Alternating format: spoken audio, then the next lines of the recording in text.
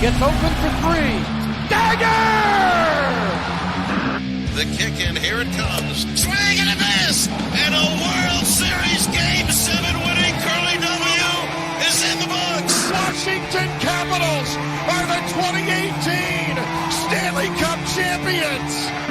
You like that? You like that? I like that. You gotta like that, right? My approval ratings keep going up. Sorry to keep you waiting. Complicated business. Welcome in. This is DTC. My name is Joe. I'm joined today by LP and FP. Boys, there's so much happening in DC. Of course, we're in the center of all kinds of different controversy. Of course, what would it be around Ashburn and around these parts here in DC if the team wasn't in turmoil to start the season, at any point in the season, really? It's painful. It's always painful, but the reality is this is our reality, and I think everybody's come to terms with it. I don't know why we still cheer for this team. I think we all have to be honest with ourselves at some point and say, is this really worth it? Is it worth it to continue to have our Sundays ruined?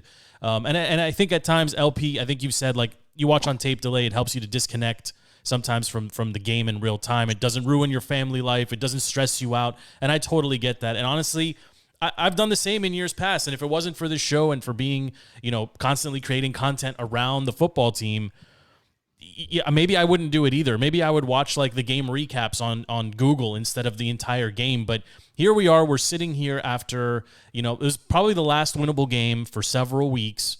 The Saints come in. Jameis Winston looks like the second coming of Tom Brady or something. I mean, he just comes in and lights this team up, dinking and dunking it to start, and then the taking advantage of a safety who can't play safety. And like, I like Landon. I've cheered for him. I always thought he was an interesting type of hybrid Sean Taylor-like safety, except he never had the speed, but he would hit people, right? Back when the NFL was, allowing players to hit each other on defense, you would get geeked up for some of that stuff. He can't cover.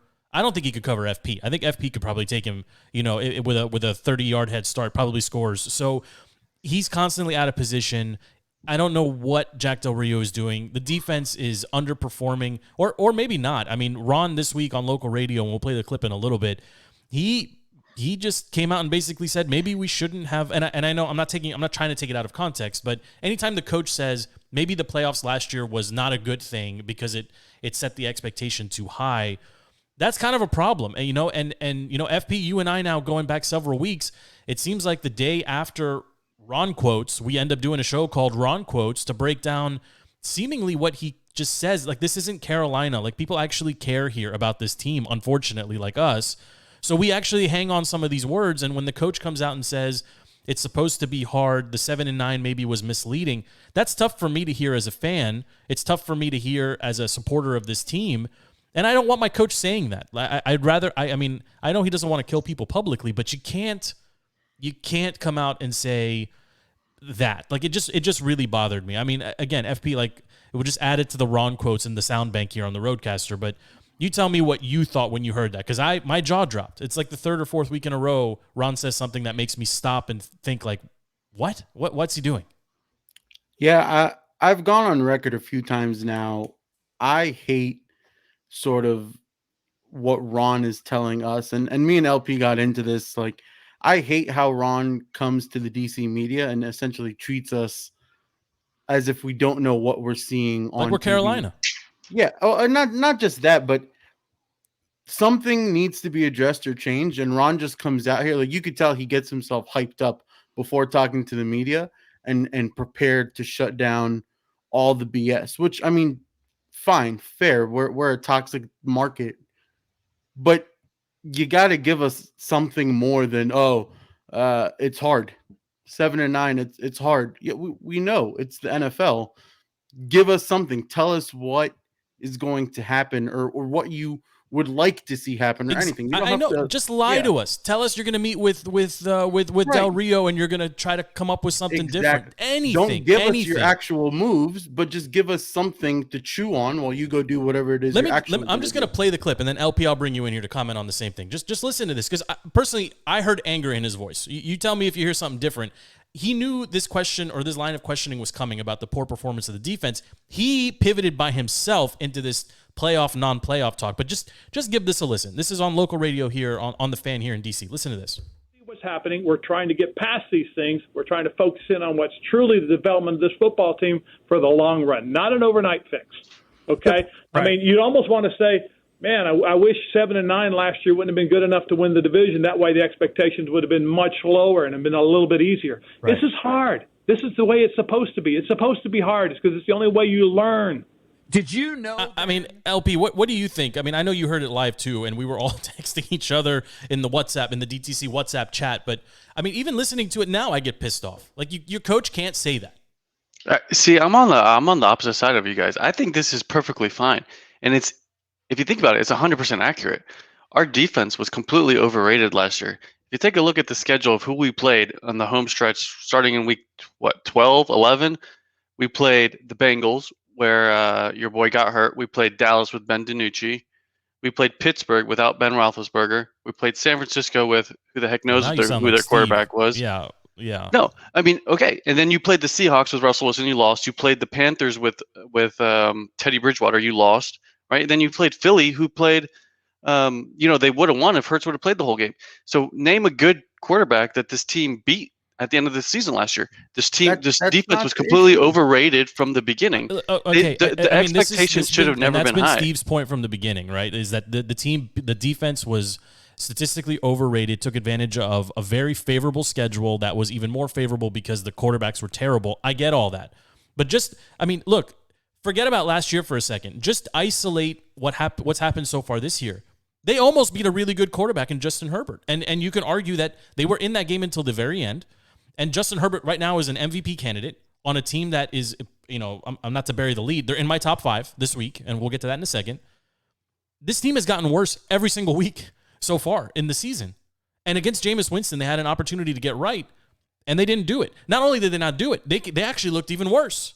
I mean, you can't draft Jamin Davis and in the first round and have him play 15 snaps. You can't do that. He's not ready. He played 12 games in college. It's a first-round pick. Then pick someone who can play. He shouldn't have been drafted there where he was, and there's a reason why no one else won't pick him or even thought about him. But he was rated. He was rated by Pro Football Focus, I think, in the pre-draft. I went back and looked this up a couple days ago. He was rated as a fourth rounder. We took him with the 16th or 15th, whatever it was, overall 17th. Pick. Yeah, that's really tough. It was a terrible move. And the thing that you guys aren't harping on, remove the schedule, remove the difficulty, remove the performance of the defense. Your head coach is saying 7-9 raised expectations, and all of a sudden the franchise or the fan base has high expectations. Your expectation as an NFL head coach should be, we're going to get into the Super Bowl in the playoffs every year. What is he aim? Is he aiming for 500 right now? Even if in a rebuild year, is he telling us that he's aiming for 500? Because that's not good. I need the head coach to aim for better than 500. Yeah, if we got 7-9 this year, aim for higher. Don't be like, oh man, we got to 7-9 and now your expectations are crazy. How does that make sense for an NFL head coach to be like 7-9 is crazy to say, or whatever it is, 7-10 this year? Come on. He doesn't owe the media the truth. He doesn't owe the fans what he actually thinks. What he owes us is improvement week after week. Why not? He doesn't use a line my dad likes to use when he gets pulled over by the police. We pay that guy's salary, right? Without the fans in the stands, there's no money. Without the TV rights, there's no it's all connected. So maybe he doesn't. Again, he would have been better off lying in that scenario than doing the 7-9 bit. Maybe he just fired from the hip. Maybe, I don't know. Like that entire interview on the Junkies on local radio here on the Fan was not a good interview, right? And every week he comes in like he's combative. It's getting worse every week. Yeah, he is getting worse every week. He is getting worse. This is because the performance is getting worse, and he's being asked the tough questions. That defense is. I mean, we can debate who has a worse defense right now between the Chiefs and the football team. I mean, and that's crazy to think. The Chiefs are statistically the Chiefs are worst.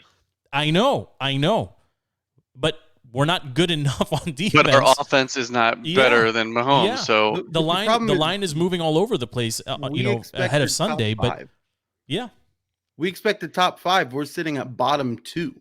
But I think in hindsight, it doesn't matter. Us expecting top 5 was incorrect.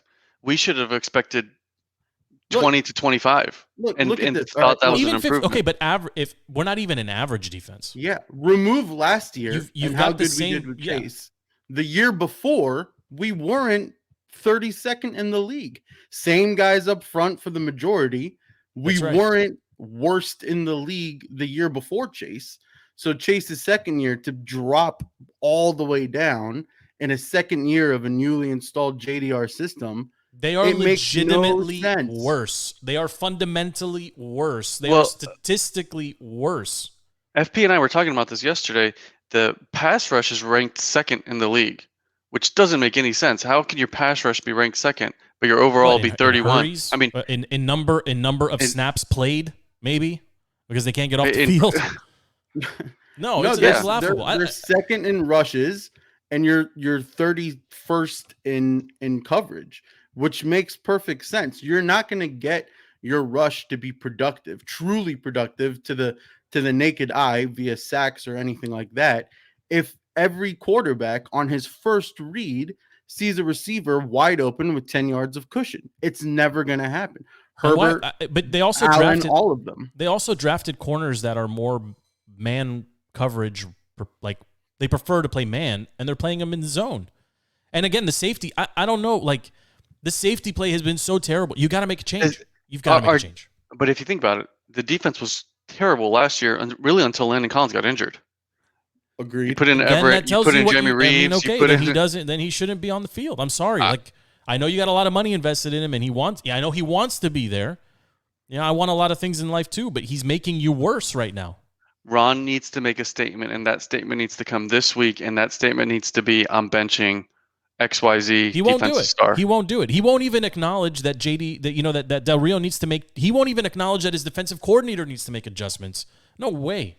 There's no way. And frankly, there's too much noise surrounding this team, and we're going to get to that in a second. Unfortunately, it's a sports podcast that has to talk about an email, an email leak from X number of years ago, and we'll do that in a second. But before we pivot off the football team here, just where do you have them ranked right now? Before we get into top 5, low 5, do either of you have them in your bottom 5 right now?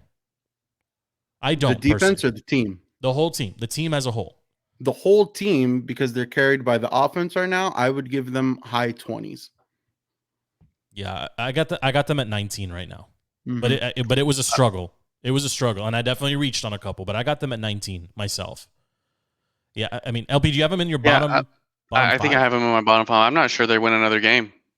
I mean, this they schedule may end is up in tough. the bottom 5. Yeah, I think they will end up in the bottom 5 at some point. Would So I put look, them there here- now? I'm gonna give I you- wouldn't put them. I mean, you got the Lions. The Falcons are pretty bad. And there's a So lot of Silver bad give me teams your out low there. 5, LP. Give me your low 5. The Jets, the Lions, the Falcons, the Jags. I mean, that's close. I don't have I have the Falcons just outside. They got a couple wins. The Colts. No. Although the After Colts, last they night, look after Monday competitive, night, the Colts are closer to being. Actually, you could throw the FP, who's your Dolphins bottom in there. 5? FP, who's in your bottom 5? I mean, bottom 5: Jaguars, Texans, Lions, Jets, Dolphins. If you want to keep going. Yeah, I I mean, mean, my those are all bottom. easy. I mean, the Jags are the worst team with a coach that doesn't even want to fly home with his team. So, I mean, that's a whole other story. And our friends down in Jacksonville it's been actually really fun to listen to them talk about their coaching situation in that team because they are worse. They're in a worse spot than we are. But I got the Jags. The as Jets the worst are in a team. bad The Giants, Lions, Jets, and Texans kind of all clustered together towards the bottom. I mean, I'm always, but again, some of these teams have played better in spurts than Washington has. Again, Washington, it's such a weird team right now, and again, the schedule doesn't get any easier, and the Chiefs have an extremely soft defense. I'm going to try to be polite here. That the offense should be able to take advantage of. I just don't see how the defense can get off the field. I mean, who is going to guard? Who is going to guard Tyreek Hill? Nobody. Who's going to body up? Who's going to body up the other receivers or the tight end on that team? Look, the silver lining is it's easier for a defense to get right than for an offense to all of a sudden start scoring points. That's the silver lining over this entire season. The other silver lining is we just saw the Bills manslaughter the Chiefs. And if the coaching staff and Ron Rivera and the players took any sort of note from that Sunday night game, it's very clear how you defend that Kansas City offense. 2 deep safety, jam Tyreek at the line, get in Kelsey's face all game long. That's Yeah, the but recipe. Washington has miscommunication issues. The number one thing that Kansas They're City will literally kill you standing on back is there miscommunication. The linebackers, everyone's literally in the secondary, linebackers in secondary, before pre-snap, everyone's just pointing at each other. You know, and I was joking on Twitter a couple days ago. They're the pointing Superman to see meme. They're all pointing at each other. They're pointing at each other. I think they're. I mean, if we were going to do one of those like voiceover things, I think the conversation would be who's going to help Landon, right? Like who just pointing at each other. Who's going to help the safeties, right? Because they got nothing up here. I mean, literally, just blitz them every down at this point and just pray for the best. But yeah, you're going to get burned anyways. Exactly. He's going to get burned anyway. He's going to get burned anyway. You're more likely to have Tyreek drop the ball than Landon cover him, right? And that's an. You know, I'm going to, mark this, right? Like, this is one of those things that just unfortunately is true. The best, if you're a football team fan, if you're a WFT fan, we have a better chance of Tyreek dropping a deep pass than Landon being able to cover him or catch him and bring him down. And that's just the unfortunate Or Tyreek truth. pulling a hamstring on a 90-yard pass. Yeah, maybe that's what Del Rio needs to do is don't cover him, let him run too hard, injure himself, and then come out of the game. Like, maybe that's the defensive strategy going in against the Chiefs. Who knows? But, FB, you mentioned the Bills. Let's talk about the top 5 here around the league. And I'll give you we can go 1 to 5. We can go 5 to 1. It doesn't matter. But, give me your list, and I'll give you mine. I'm curious where we are. FB, you go first. My list would be Bills, Chargers, Bucks, Rams, and it hurts me to say this, Cowboys. Yeah. Cowboys are in my top 5 as well. LP, it kills me to say it. Do you have your top 5? I'll give you mine. I'll give you mine. Here's my list because mine is pretty close to you, FP. I got the Rams at 5. I think that team is well put together, well coached, tons of offensive firepower. Just loaded. And at 4-1, they look good. They look really good. I think that team is going to be there for a while. Razzle picked them in our preview show a couple weeks ago. They're living up to the hype. That's a really good team. Number 4, I'm going to go with the Chargers. The Chargers, once they got right offensively, they've never looked back. They can hang with just about any team. Honestly, their offense is spectacular. I mean, they've got stud receivers. They've got a more than capable studly running back. And their quarterback is going to be one of the stars of this league for the next 15 to 20 years. He just looks amazing. And, last year, would you rather have Chase or Justin? I don't think there's any person in their right mind that would say, give me a defensive player over a franchise quarterback, which this franchise here in DC has lacked for our entire adult life, basically. So I've got the Chargers at 4. At 3, I've got the only team that beat the Chargers. Or is it, sorry, their one loss, which is the Cowboys. The Cowboys, they're a good team. And I think here on this show in particular, while we cheer for the DC sports teams, I think we can objectively look across the league. I think we all love football, and we can look at it objectively. The Cowboys are an extremely well-balanced team. They can run when they want to run. They can throw when they want to throw. They've got deep pass-catching options. They've got possession receivers. And Amari Cooper's not even at 100%. Dak is 100% back. Zeke can get his yards in a multitude of ways. This is a really good team. And defensively, they don't have to be amazing. They just have to be average or better. They're going to make the playoffs. They're going to run away with the East. And I think really this is one of the better teams top to bottom that they've had in Dallas in probably 10 years. Maybe even longer. Dan Quinn turned that defense around way faster than JDR doing whatever the hell he's doing here. Yeah. Yes. Number 2, I got the Cardinals, right? And generally an undefeated team should stay at the top. That's the Bill Rowland rule. However, I can't do it because the Bills they look so complete. That Buffalo defense, that package when they run the 3 safeties out there, no one's completing passes. No one's going to complete passes for more than 7 to 10 yards down the field. They were able to stop the Chiefs cold. Literally, that defense is just awesome top to bottom. They've got arguably right now another candidate for MVP behind center in Josh Allen. He just looks awesome. The team is well coached. I think. This could go. They could go all the way. This team is. I mean, they crushed the Chiefs, and the Chiefs, frankly, at 2-3, they could be 1-4 right now. I mean, some of that cutesy stuff that Mahomes has done in the past that gets him all the golf claps and accolades from the talking heads, it's not working. Right, right now it's not working. He doesn't have teams are figuring that offense out. Yes. Andy will make adjustments, and he'll exploit the bad defenses such as Washington's, and they'll get. Right. I expect them to win, but the Bills are just so much better than everyone else right now, and it makes me feel a little bit better as a football team fan that we didn't lose by 50 because that's a really good team. I mean, they lit us up, but Heineke was able to get a couple points back, make it look a little bit respectable. Those are my top 5. So I got recapping 5 Rams, 4 Chargers, 3 Cowboys, 2 Cardinals, Bills at 1. Honorable mentions: Packers, Bucks, Ravens, all at 4 and 1 in whatever order you want. I don't think Lamar can sustain what he's doing. He's must watch TV every time he's on the field at this point. He made me so much money on Monday. Yeah, well, we could talk about that too. But LP, give me your top 5.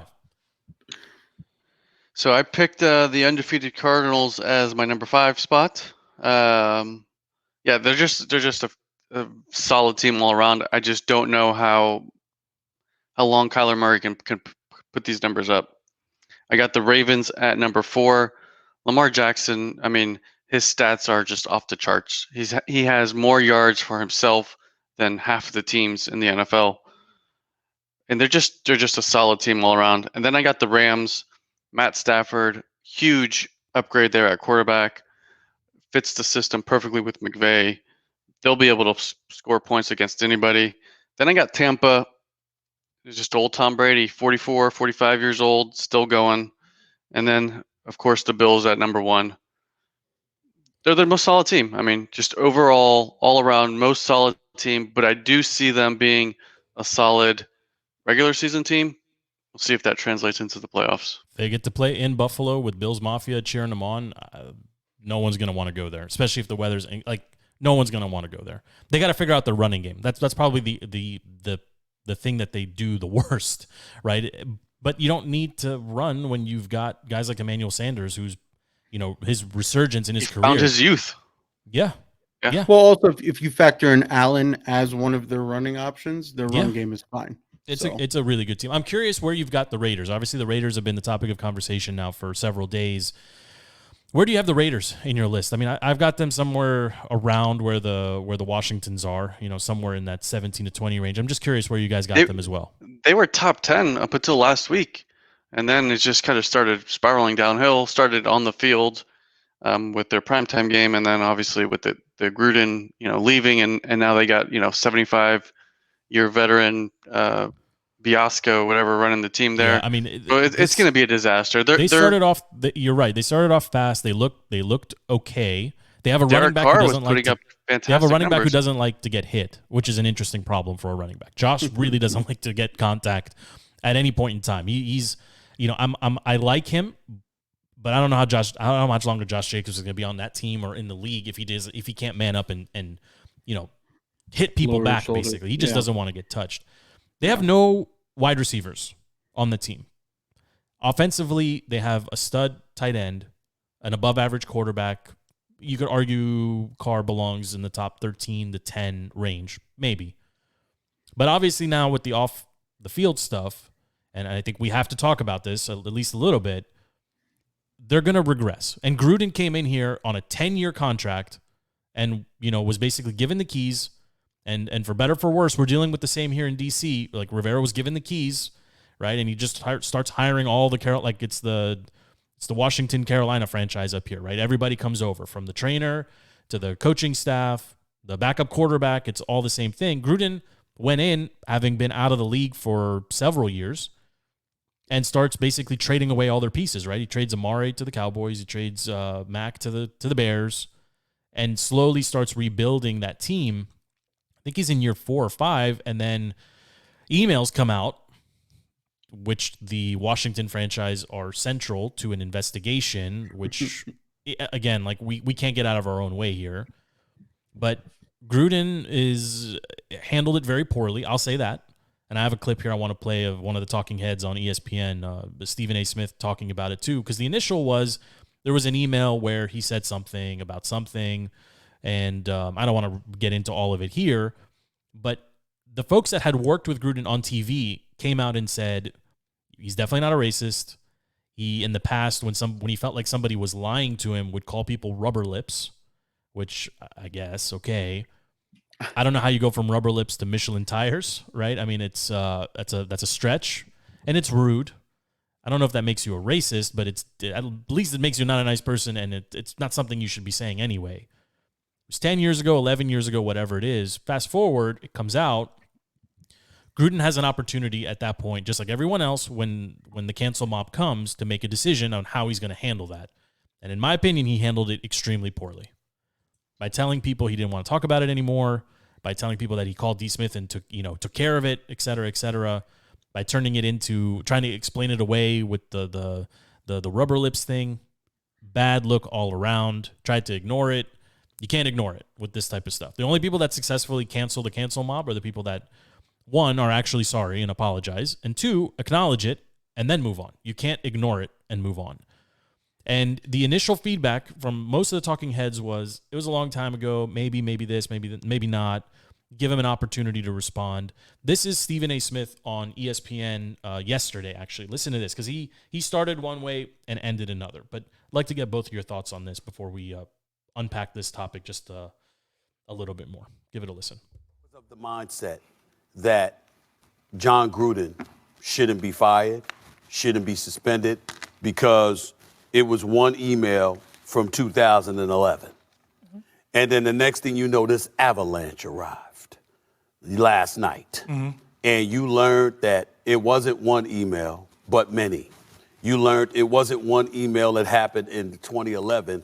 It was emails that started in like 2010 all the way to 2011, all the way to 2018.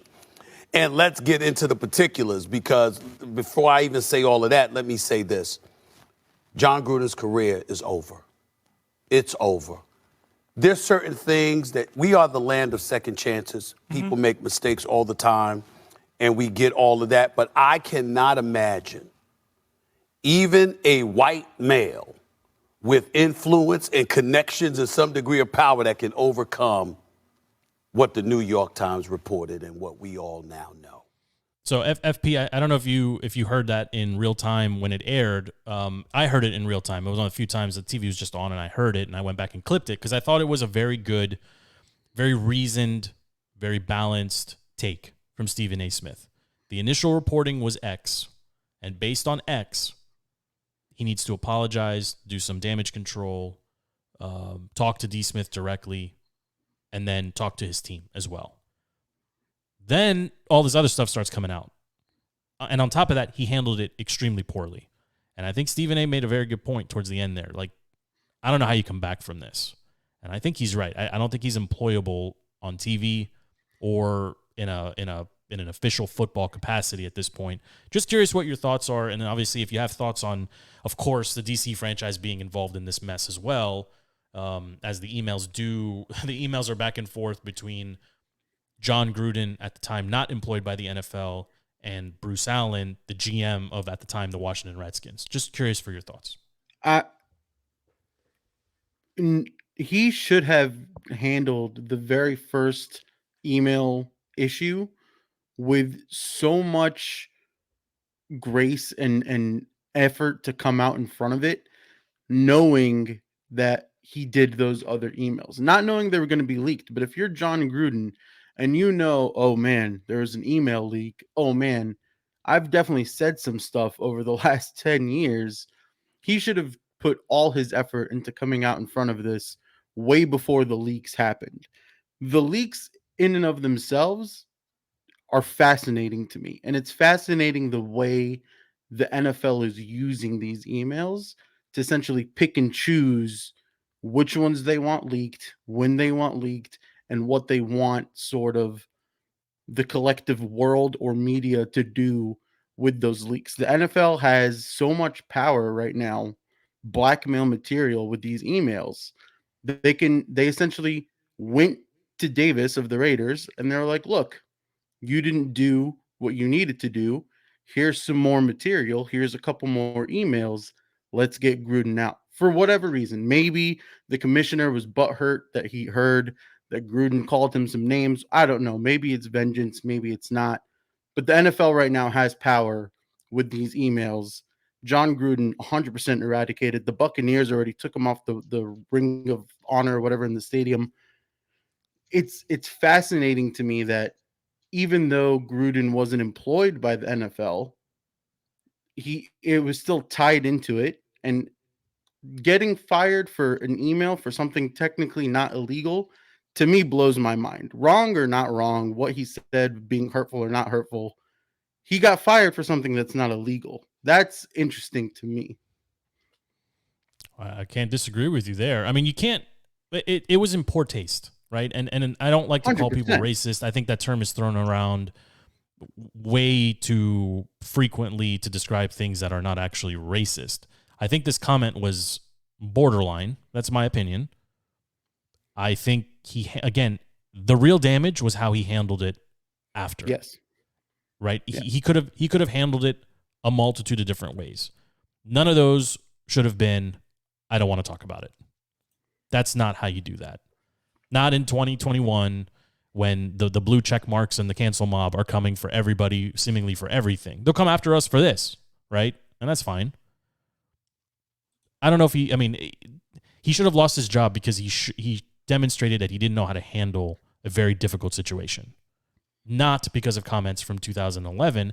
Again, had he apologized to D Smith probably would have come out and said, yeah, everything's fine. We talked about it, right? That didn't happen because Gruden didn't take the correct action, right? So, and I don't like to do the conspiracy theory bit, but why is our team involved in this, right? And what's the larger question here? Why was there an investigation that turned up these emails, right? And LP, you're giving me the nod. I mean, I know you agree with me. What was happening in Washington that required an investigation into 600,000 plus emails? And why, in all of those emails, if there was no written report, where is this email coming from? Bingo. Where's the report? Where's the rest of this? You're telling me after 600,000 emails, the only thing we learned is that Gruden made a disparaging comment about an NFL official? So far. Should the NFL be allowed to sit on whatever else they've uncovered? Where's the pressure on Roger Goodell? People are so up in arms about John Gruden and what he said, rightfully so. What about all the stuff that Roger Goodell's hiding?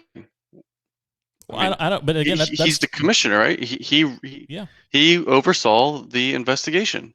But how can the NFL non-written report was delivered to him? How can the NFL allow Deshaun Watson, right now, who's accused of things, allegedly, to remain employed on a roster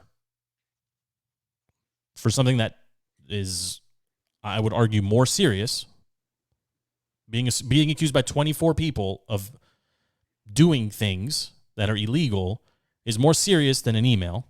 That's just the reality. How is he employed and allowed to represent the league as an NFL player, even though he's not playing? But Gruden gets canned. And I want to give credit to Clay Travis on this thought as well. The halftime show that is performing during the Super Bowl this year, lyrically, every single one of them has far more offensive lyrics in their songs than what Gruden typed out in an email 12 years ago. Yeah, it blows my mind that somebody can get, again, in trouble for saying mean things.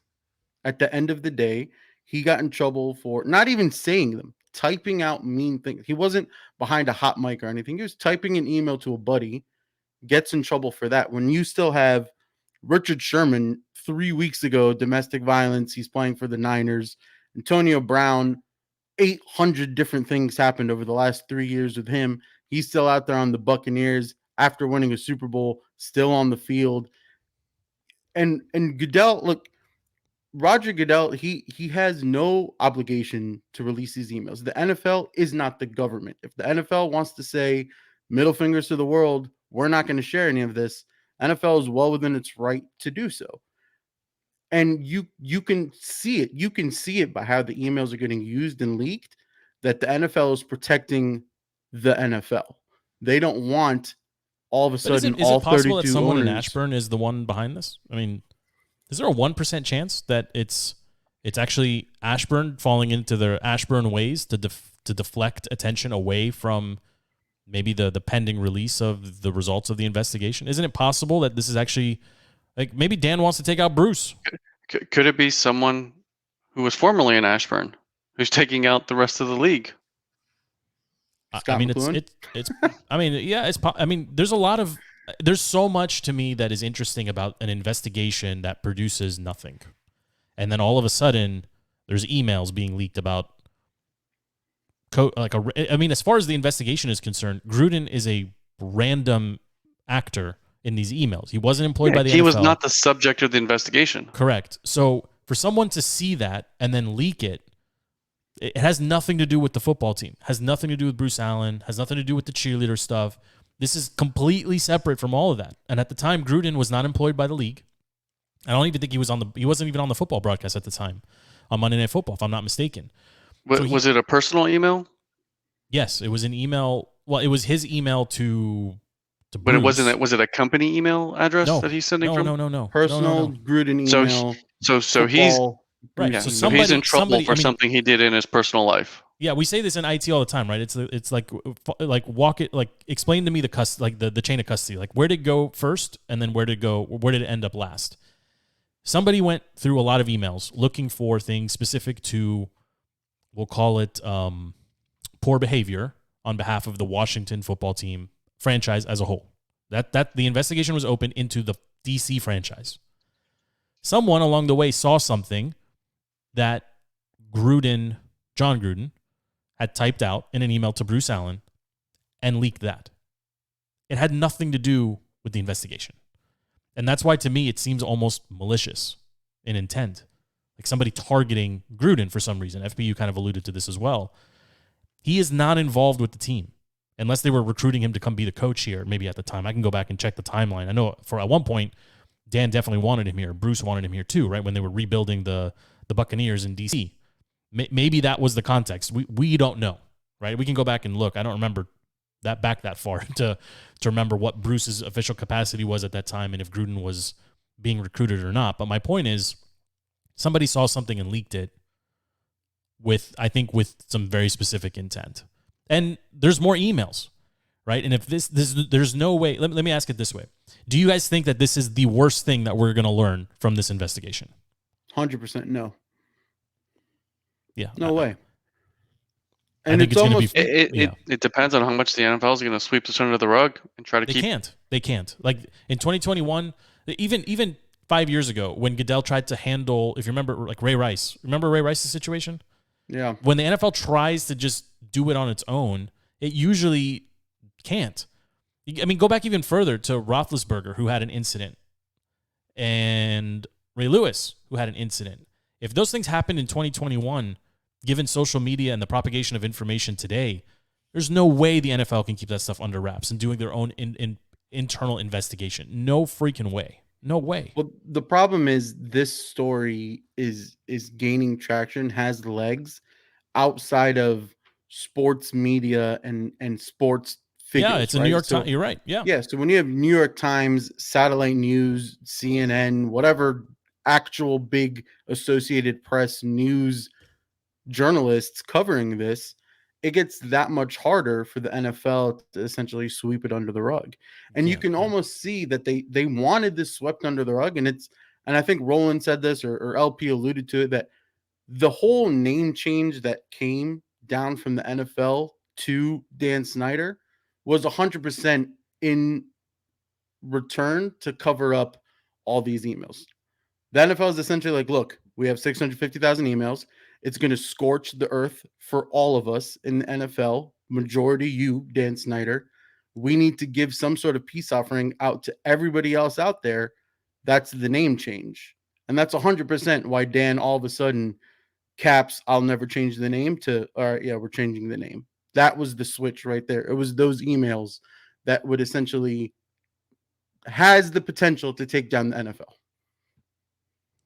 in today's world. It's unfortunate. Again, like from my perspective as a fan of this team, we can't get out. Like in Ron now, who, again, if you listen to that interview in full on local radio, Ron basically was like, guys, that happened before I was here, right? He's going to punt on it, as he should. Like that, I'm not going to kill him for. Like he can't be asked to talk about things from 2011, 2012 when he was employed by a different franchise. That's not fair, right? And I think we can be, again, objective and fair about it.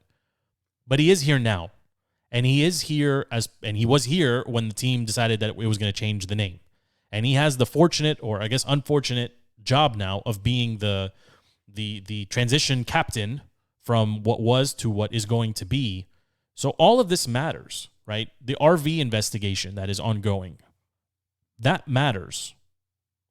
The team's stinking, that matters too. The fact that Curtis Samuel is maybe rushed back, and then the trainer is suspended, and then Curtis Samuel is out now. Those are very, I mean, I'm not accusing anyone of wrongdoing or anything, but at the surface, it's a terrible timeline of events here that this team has to, this coaching staff in particular, and I'm not a fan of the nepotism. I've never been a fan of the give Shanahan the keys and he can do everything, give Rivera the keys, he can do everything, give Spurrier the keys, he can do everything, on and on and on. That's only really worked in 2 or 3 places historically, one of them being New England. It's never worked elsewhere. It's such a bad look. So, yeah, Ron's not responsible for what Bruce did 10 years ago, but he's here now, right? And if the name change is part of that effort, as you're alluding to, FP, then, yeah, he is involved, right? He is involved. So it'll be interesting to see how all this plays out. But I want to end the show on a positive note. Let's put all this misery behind us for just a moment and talk about a franchise that has actually won something here just a couple years ago. And I'm talking about the Capitals, who start their season tonight here in DC. Yes. Alex Ovechkin is a game-time decision. First time I think in my career I've seen a hockey player be a game-time decision, because they always play missing teeth, missing eyes, whatever. They're always out there on the ice. But he is a game-time decision tonight. FP, I'm curious to get your thoughts on this team heading into this season. The core 5 or 6 players have been here now for 4 or 5 years straight, maybe longer, right? This core, even though the team, the ancillary pieces are still young, the core of this team has been together for a while, including that championship run, the Stanley Cup run.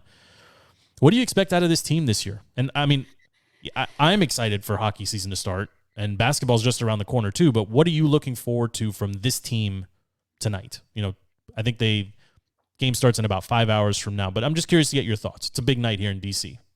It's a huge night. So for the first reason, we're facing the Rangers. Tom Wilson lives rent-free in the Rangers' head. All their offseason moves, every single physical player that they signed, it's all in retaliation to the fights from last year, to the egregious acts of violence that Tom Wilson did against the Rangers. Yeah. Right. So tonight's going to be a chippy, dirty, very filled with power play game. And it's going to be so fun to watch. It's going to be amazing to watch. The team as a whole. Hold on. You would expect, how many minutes before Tom Wilson goes to the box? 13 seconds. Okay. I was going to say I'm going to take somewhere between a minute to 2 minutes before he lays somebody out. Puck drop, power play within the first minute, 100%. And the refs are going to let it happen. They're going to let the chippiness get out early. It's going to happen. The team as a whole, you said it, the core is still there. You would assume goaltending is going to get a little bit stronger from last year.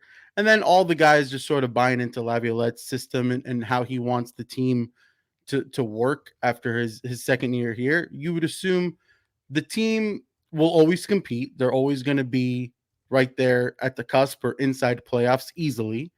The issue is the rest of the Metro has gotten significantly better.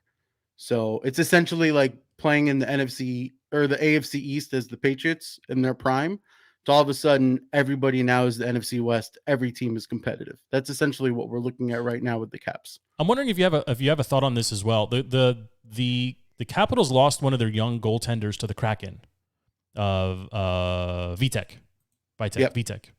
and then traded back for him because they were like, no, he's too important, and they actually traded back for him. So I don't know if he's starting. I don't think he's starting tonight in net, but like I'm curious to see what this team. I mean, the average age of the roster is actually on the lower side, even though the core 4, 5, 6, whatever are a little bit older. And the topic that I think is going to come up throughout the season is what do they do with Ovechkin long term? I mean, I think at this point, like he deserves the career achievement award type contract where he needs to retire a cap. That's my opinion. And whatever he needs to get paid, Leonsis should just pay it. Well, I mean, Ovi reps Ovi, right? So today, Agent Ovi was like, yeah, I'm a game time decision. You can put that on the Twitter. His exact words. Is he going to play? If I were a betting man, I'd say, yeah, 100% he's going to play. Maybe not a lot of minutes, but he'll be out there on the ice. And then Ovi just doesn't want to take away from the focus of the season. So after the season, he'll go and he'll be like, look, I want to stay Cap. Pay me whatever you need to pay me to keep me on this team, but keep the team competitive. He's essentially like a Tom Brady. He's not going to go out chasing the money. I think he wants the rivalries that he's established to stay the way they are. I think he wants to stay on this team, and I think he wants the 1-2 fight against Crosby and the Pens and just all that stuff that he's built his entire career for. He's going to want to maintain that, and especially because he got drafted with Crosby. I think Ovi looks at it like Crosby's still with the Pens. I'm still with the Caps. Let's push this all the way through. And I think ultimately that's his goal. I don't see him ever leaving this team. Yeah, I mean, the Capitals are the opposite of the Wizards in many regards, even though same ownership team, right? I mean, the Caps, they start their season tonight. The Wizards, I think, start in a couple days. I mean, it feels like it's around the corner. LP, I know you and me and probably Razzo are probably going to get on a show and do a full preview of the NBA season at large. I mean, a lot of moving pieces, but I've been monitoring your chat or your messages in the big DTC chat. You're kind of you're sleepy impressed with like you're undercover impressed here with what the Wizards have done. They're deeper than they've been in 5-10 years. I mean, yeah, sure. I kind of like the one superstar team. I think it may actually work.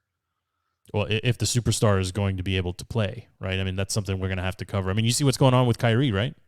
Like the Nets basically said you can't be around the team now. So, and he's threatening to retire if they trade him or if they continue on this, right? So Beal, a couple weeks ago we brought it up. Like Beal didn't want to get the jab, and I don't think that's changed. So it'll be interesting. I mean, the NBA is going to have to figure out how to deal with this, right? Like the Capitals and the NHL will need to do the same, but the vaccination rate in the NBA is extremely low, like as a league.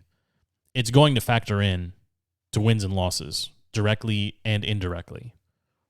Beal also DC rules. Correct. For employers. Exactly. Localities are going to yes, absolutely. I mean, the Wizards probably win 10 games if Beal is not dressed and able to play. Maybe. But I agree with you. I think there's some pieces there. And Rui, I don't know what's going on with Rui. I hope he's okay. I mean, Rui, if you're listening to this, Rui, I hope you're okay, buddy. Like we want to see you on the court for this team here. We love you, but not sure what's going on with Rui. He's back.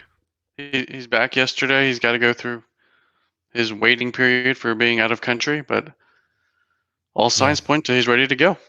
Well, that's good. Honestly, I didn't know he had returned. So that's news to me. But great. Let's get him back with the team, co-located with the team, and start working on stuff. I mean, that's positive. I mean, the whole generally when people shut down their social media, it's trending towards not something positive. So I'm glad that happened. That's good. That's good.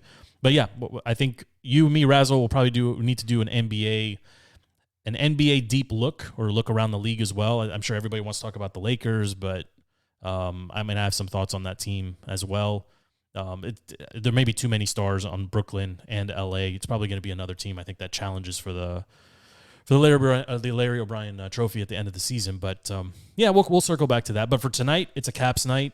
I know Stevie and Matt are planning to do a baseball show. Baseball Matt and Baseball Steve. They're very excited about the playoffs, which have been a ton of fun to watch. We got two 100-win teams facing off tonight. one of them will not be playing anymore. So lots going on all over the sports world. Thank you so much for hanging out with me, with FP, and with LP. Our show is called Defeating the Curse. You can find it on all platforms. Just search for DTC or Defeating the Curse. Also, proud member of the Contender Network. Check out the Contender app for all things DC sports. Streaming all day long, commercial free. We're happy to be part on that platform and part of that Contender family as well. But for now, my name is Joe, for FP, for LP, for Stevie, Razzle, and the entire crew behind this podcast. We appreciate you listening. Check us out on any platform where you get your podcasts. We appreciate you. Thank you very much. Until next time, we are out.